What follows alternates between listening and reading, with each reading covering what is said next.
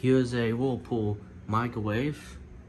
I found two of these I found another white one last year and I found a black one back in January this year. Light bulb still works here. And the model stick is right here this time. This is model UMV1160CW-3 and it's manufactured in August 2016. So this thing is almost 6 years old now. And whatever that is, here's the cooking instructions. Door is a bit squeaky. Other than that, it's still in perfect shape. It does need like some tiny bits of clean, but that's still.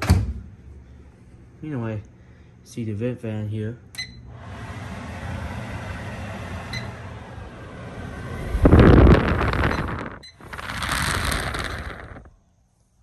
The lights here, which hard burn out unfortunately, so those don't work unless if they get replaced. So I'm gonna hold this for 3 seconds. Just discover this. You see the lock indicated there. And hold that for 3 more seconds, it will go away.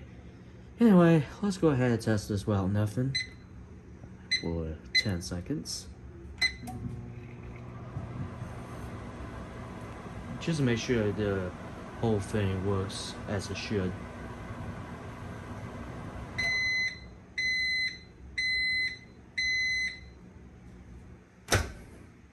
Well, that's about it.